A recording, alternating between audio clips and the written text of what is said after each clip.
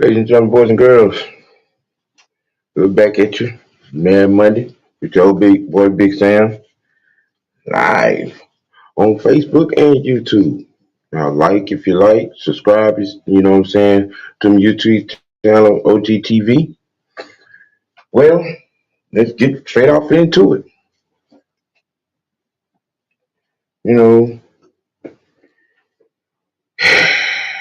it's a it's a hard thing,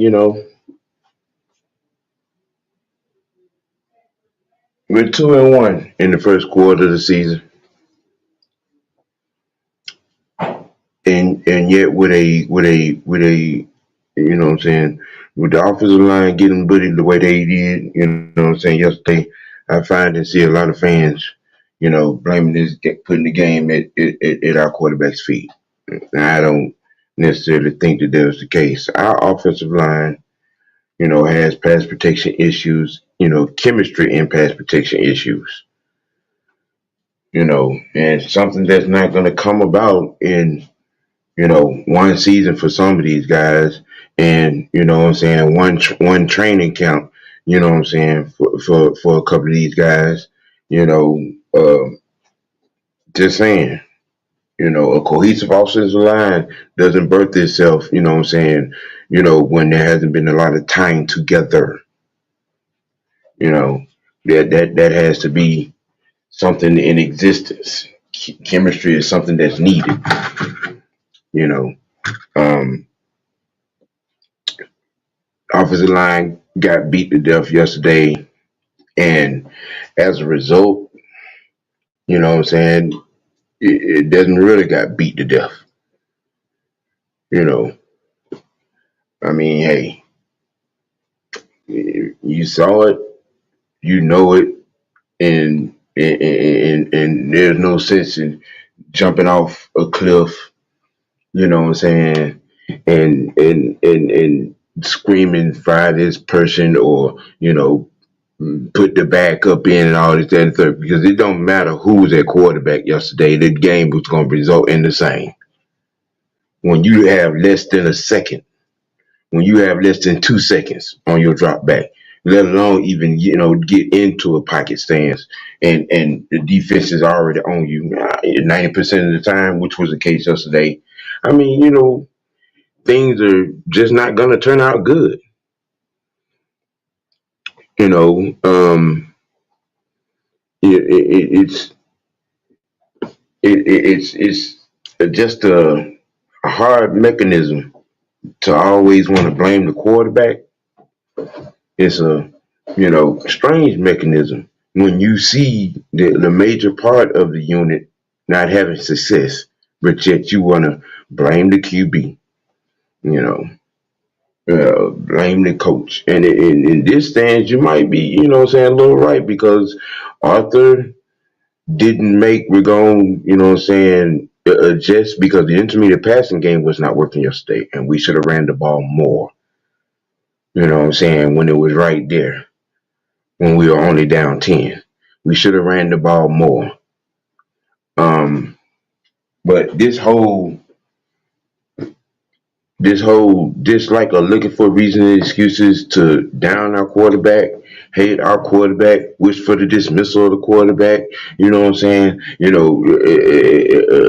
Having mounts and mounds and mounds of conversations about, guys that are in college now that you wish to replace him, you know,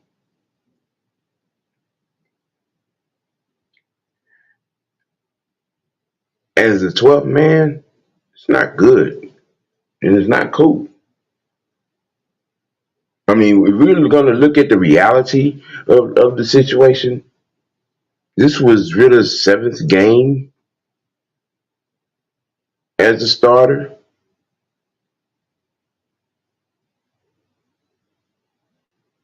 and we're 4-3 in those games.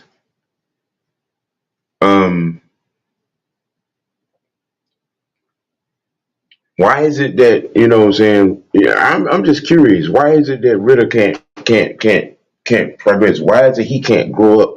You know what I'm saying? Why is it Hall of Fame status got to be right now?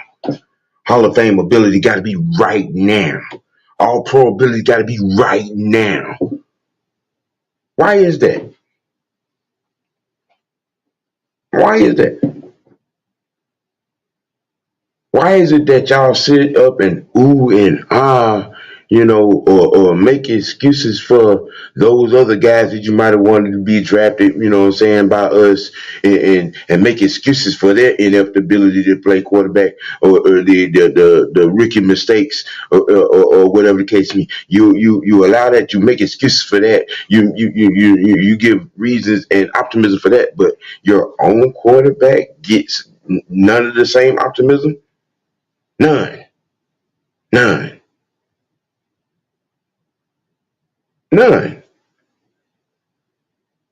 And I'm really trying to understand why that is. I mean, we have just zero tolerance. I mean, what the hell? Why is it that, what I'm saying, Desmond Ritter cannot have the opportunity to grow? Why is it every game is okay, and you make some semblance of a mistake, oh, it's time to cut. It's time to cut bait. We need to start scouting for a new quarterback in the next draft.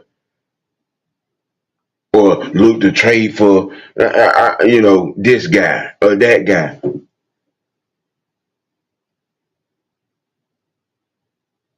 But y'all show smatters of love for quarterbacks that are not on this team that you wish was on this team. I don't get that. I don't get that. I'm really trying to understand that. I'm really trying to understand that.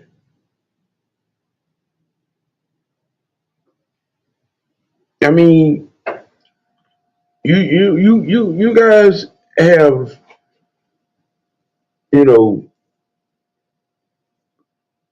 no wish. There is a straight up refusal, what I'm saying, to look at him like y'all, what I'm saying, look at, what I'm saying, these other quarterbacks that you admire or have fantasy wet dreams about, or that play for other teams.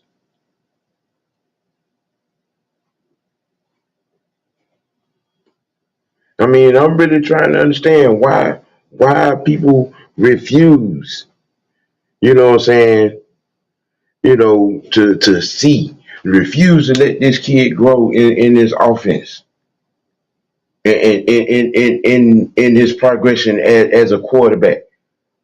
Yeah, there's an absolute refusal. I mean, y'all know everything there is to know about Anthony Richardson. You know what color draws C.J. Stroud. Well, you know what I'm saying. You know what Justin Fields has for breakfast every single day. Hell, you could tell me every single yard or that Lamar Jackson has ever ran for, but y'all don't have that energy for Desmond Ritter in his journey. You know what I'm saying, in growing into the quarterback. You know what I'm saying, of this franchise.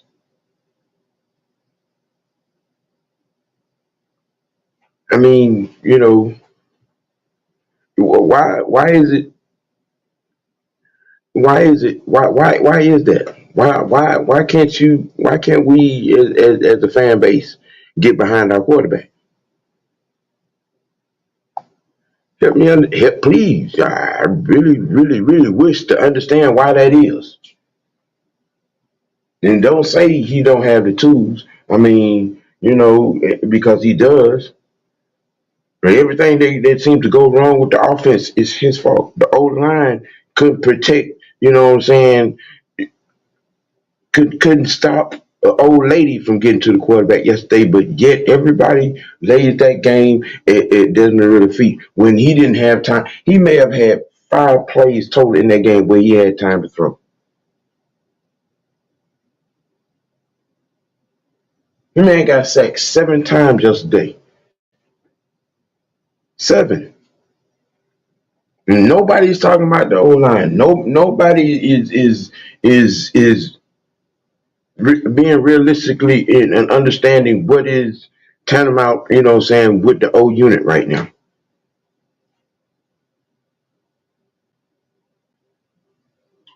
There was no timing, no rhythm because the O line in pass protection got its ass kicked. Period. Point blank. Which led to the intermediate passing game not working, where Dave Ragone should have shifted the play calling and ran the ball more.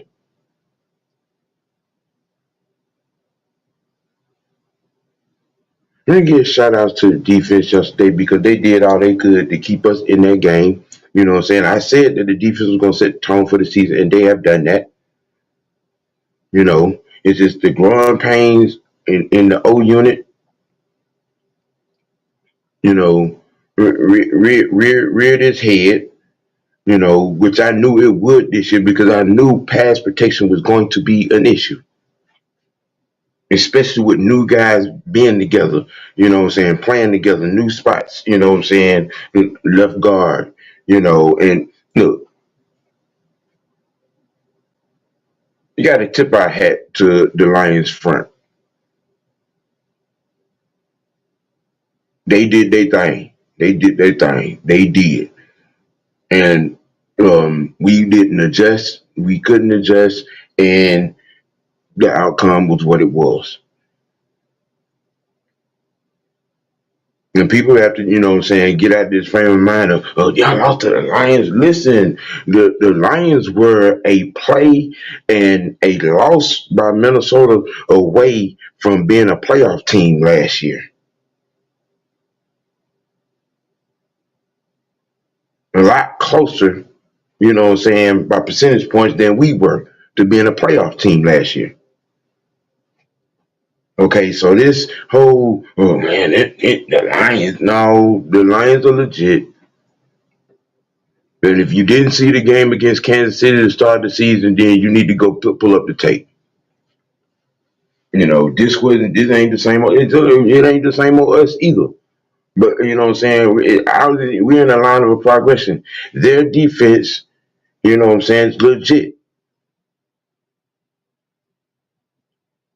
And just calling a spade. Jerry Goff had a hell of a game yesterday. That line protected him yesterday to some large degree.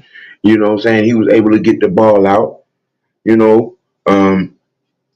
But from an offensive standpoint, on our side of the ball, Dave Ragone did not adjust to what Detroit was doing with the blitz and kept trying to get the intermediate passing game going, and it was not working. We lost this game because we did not effectively run the ball. The line could not protect Desmond Ritter, and that's just the bottom line of that. That's just the bottom line. This is a bump in the road, people. We have 14 more games in this here season, and in the first quarter of this season, we are better than 500. We are 2-1 in the first quarter of the season, heading to London to face the Jags.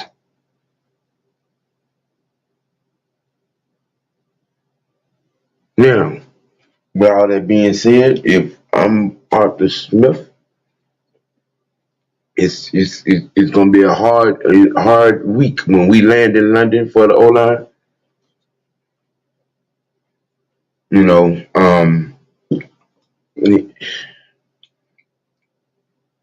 we had a lot of wicked things that happened this week, and that's the ultimate reality that a lot of people feel it fail to actually acknowledge and get a grasp of. This is not a 10-year vet at quarterback. You know what I'm saying? This is not a 10-year vet at left guard. You know what I'm saying? At center, at right guard, at right tackle. It is not a 10-year vet at the number one receiver spot. It is not a 10-year vet at tight end. Okay? It is not a 10-year vet at the running back one, running back two. It's not.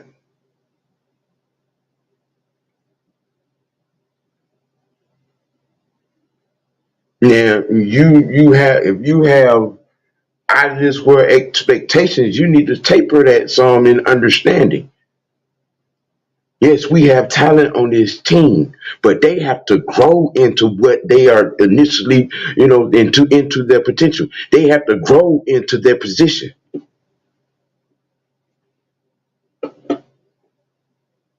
Just because you get drafted, that don't mean that don't mean they come in, you know what I'm saying, already all pro in the rapping.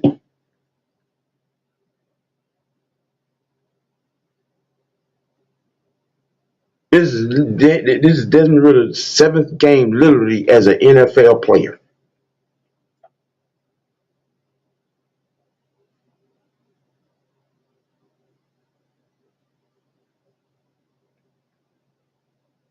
And I think he's handling a lot of what's transpiring in front of him and information that he's taking in. I think he's doing a good job of that. I mean, there are going to be bumps. There's nothing of perfection that is going to happen when you have, rookies and first and second year and even third year players, in key positions.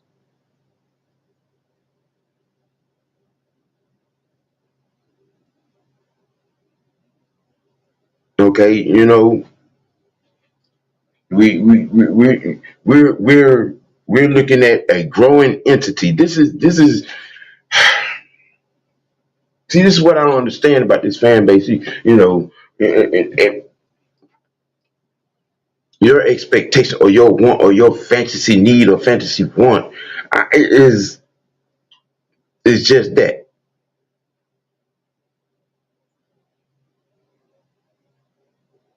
We're gonna have our bumps with and see, and that's rolling it back to the beginning when Arthur Smith took this job. There was a lot of work to be done, even just to get to this point.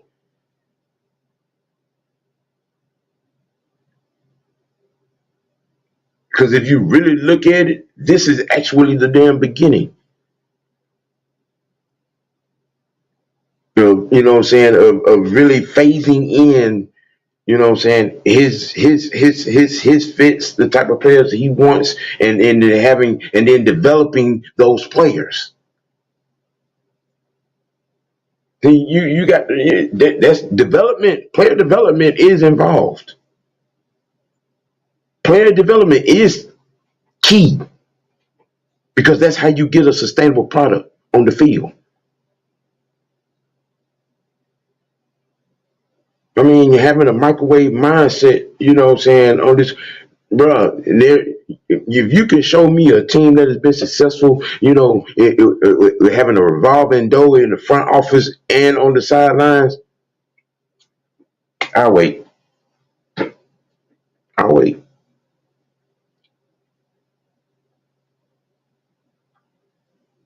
Which is the reason why teams like Pitt, Pittsburgh, and Dallas back in the day, and San Francisco back in the day. What I'm saying, in Kansas City back in the day, and Philadelphia back in the day. That's why those teams were successful. What I'm saying, because there was continuity in front office and on the sideline with the coaches. Because there was no, what I'm saying, revolving door at those positions.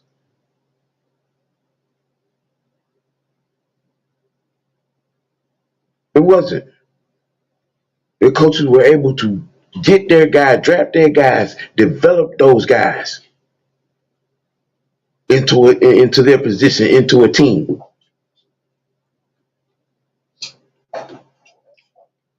And that's what they're gonna have to be able to do. That's what player development is.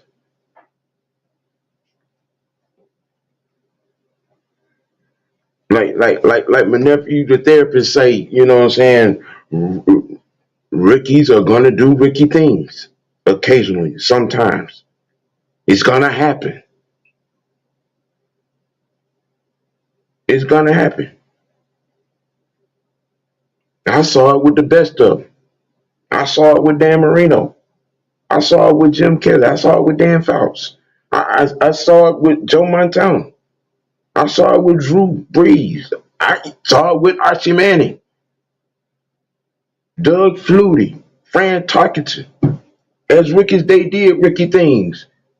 But eventually in the process of player development, they became the all pros and the Hall of Famers that they are. This just readiness to smash and drag, y'all, some things y'all are just gonna have to get over from the past. It's just some things that you have to get over. Desmond Ritter is a rookie. He's a good kid. He's a smart kid. He's a poised kid. Even in the face of that mugging yesterday, he kept his poise. And when your O line is getting dragged like that, yeah, you're gonna get beat up. You're gonna get hit 15 times, sacked 7. You know what I'm saying? And losing a fumble. Yeah, that's gonna happen. We got to get the O line. This O line protection has got to get right. You know what I'm saying? I'm I'm on the mindset that yeah, you know what I'm saying. Their growth, that particular growth, it's the urgency, and I trust me, I get it, but that pass protection chemistry is not gonna come in one practice or one off season or one training camp or not even two, bruh. Because history will tell you in both the quarterback position and the offensive line, it takes a good 3 to 5 years to get right, get cohesive.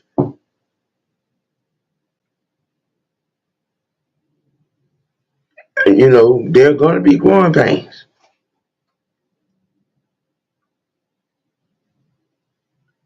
But the effort that I have seen, you know what I'm saying, and these guys trying to be ready and trying to get right, to me, it's second to none. They've done a lot of work.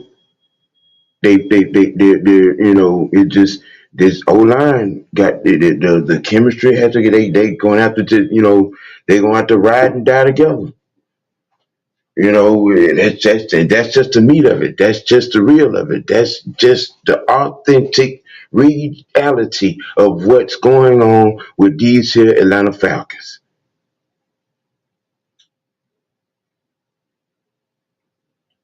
And sitting around screaming, bench this guy and cut this guy and trade for this guy and fire that guy. And what good is any of that going to do? I mean, really, when you let the emotional swelling go down and you open your eyes and really look, this is the meat of the situation. This is the reality of the situation. Our O line's chemistry, you know what I'm saying, in pass protection is not there yet.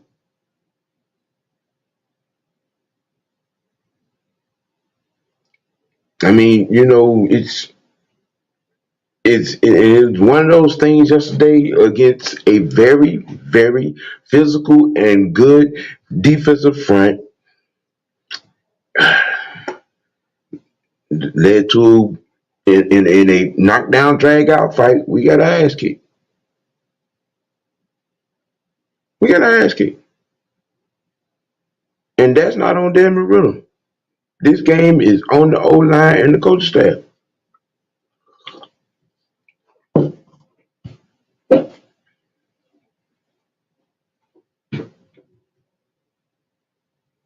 We did not stay true to our offensive identity,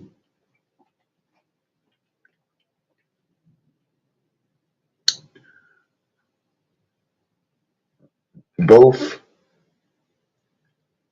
Arthur Smith and Dave Ragone are, you know what I'm saying, on the plank for this one. You know what I'm saying? This because number one, you as the OC, you know what I mean. You should when the intermediate passing game was not working. There was no adjustment to come back to the run game and reset the game. We did not run the ball like we are capable of running the ball. We did not attempt to run the ball like we are capable of running the ball. We shoveled downhill to what turned out to be an insurmountable L in a very physical fight.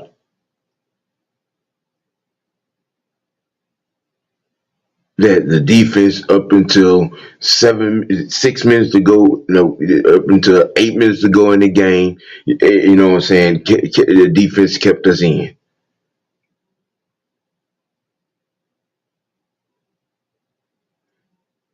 That's what it is, ladies and gentlemen.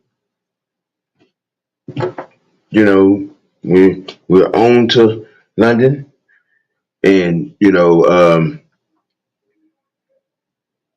just got to have a better mindset and a better ability to be patient and understand what we are as a franchise, where we're at as a franchise, and what we're trying to progress to as a franchise, especially with this offense. It's been your boy OG Big Sam, man. Y'all be sure to YouTube and on my page OG TV, hit like, hit subscribe, show your boy some love. I will be here every Monday, Mad Monday. Check it out. Holler at me. You know what I'm saying? Look forward to the rest of the week. Realistic OGs, Tuesday, 7 p.m. Wicked Wednesday Wednesday, 1 p.m. Y'all stay blessed.